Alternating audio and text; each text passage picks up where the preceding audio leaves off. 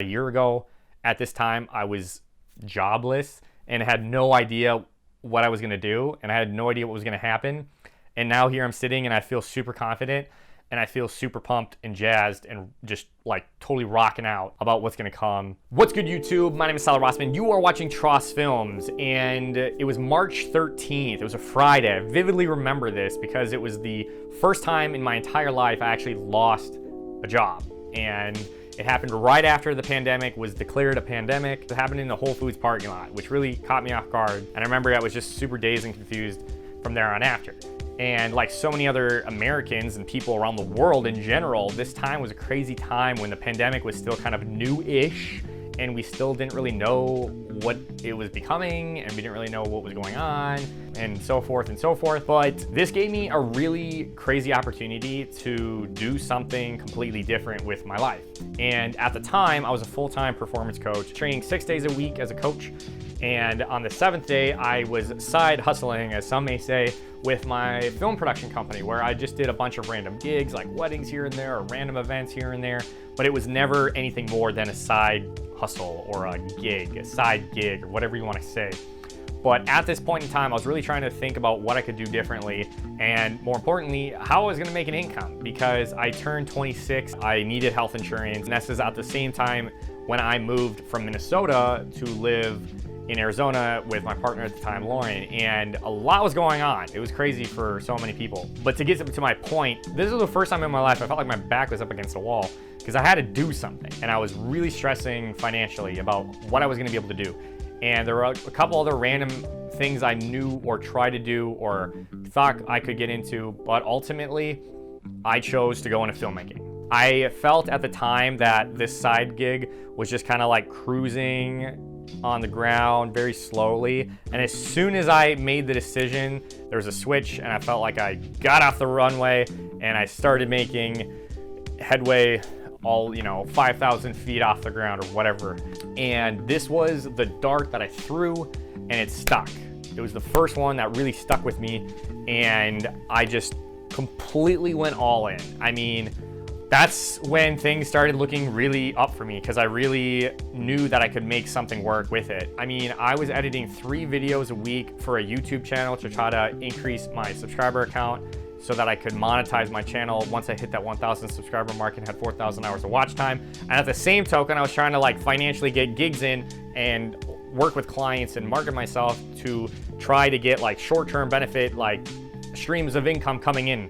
And I was editing wedding films, I was editing films for college, and any project I could take on, I would do. And I was doing so much, I was like going crazy. I felt like a fruit ninja, just slicing random stuff every once in a while, but instead of fruit, it was editing projects, like editing project, editing project, editing project. I'm just slicing away, and I'm just going through at it. And when you're in that phase, when you're in that moment, or whatever, I don't know what you want to call that, when you're in it, it's hard to like see other things going on around you, like about it. So it's weird to sit now in this chair and reflect back on it, because now I can really reflect and go more in depth. And that's where I want to get to my main point about this. Is it's crazy what you are able to do when you don't have a plan B. Like when you don't have a safety net, when you don't have some other option or someone that could help you or save you or something like that. When you have yourself and that one thing, you're actually capable of doing so much. And it's mind-boggling how much I was actually able to do. I did more filming and video editing in this past year than I've done in all of my years of filmmaking. And I have been producing videos on YouTube for 9.5 years. I mean, think about that. That is astonishing. I never thought I could make a full career out of filmmaking, ever. Never, ever thought this was possible. And here I was making it happen. Once I finally got to a point where I was like paying bills and stuff like that and got health insurance and whatever, I felt like I was then starting to focus on how am I gonna survive 6 months from now? Okay, how can I grow this and think more long-term? Weddings have been predominantly the biggest source of my income through filming events, just because they're more consistent than anything else. And so my last wedding was in November.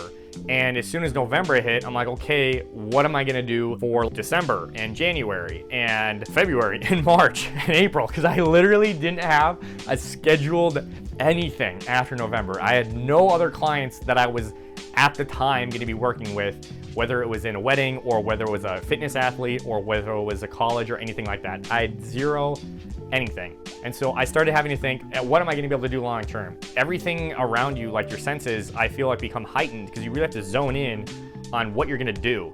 And you can't take so much time deciding and deliberating. You gotta like keep going. I tend to overthink and overanalyze everything. So this is a really good lesson for me because it really made me think, okay, I don't have, 10 days to think about what I'm gonna do. Like I have like 1 day to think about this and then I have to take action.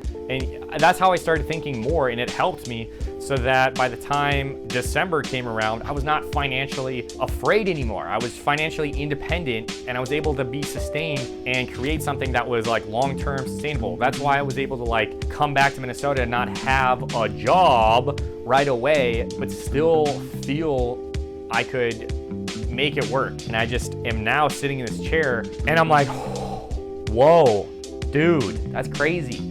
And it's exciting, it's fun, it's exhilarating because it makes me think, wow, like if all this happened in 1 year, imagine what's gonna happen in the next 3, the next 5, the next 10. The possibilities are endless. Also, to like come full circle with all this, at this same moment in time right now, in March 2021, I am actually going to be returning back to coaching, which is also kind of weird because I wasn't intending to get back into coaching right now, but an opportunity presented itself and I'm actually taking it. So 1 whole year later goes by, I lose my full-time coaching job, become full-time filmmaker, and then through that year, I'm now returning back to coaching. So my full-time career is still filmmaking, and now coaching is like my side hustle. That is weird or like cool or I don't know, like insert adjective here, whatever you want to say. But I just find that very fascinating that they kind of did this whole flip-flop.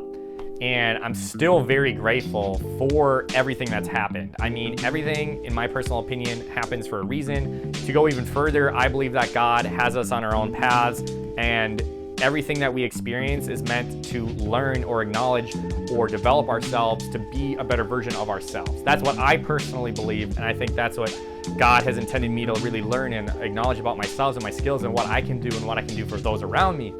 So, wow. With that being said, as always, my name is Tyler Rossmann. Thank you so very much for taking time out of your day to watch. It does mean a lot, and I'll catch you on my next adventure. Peace out from this new room, but a red chair right here. Oh, ciao.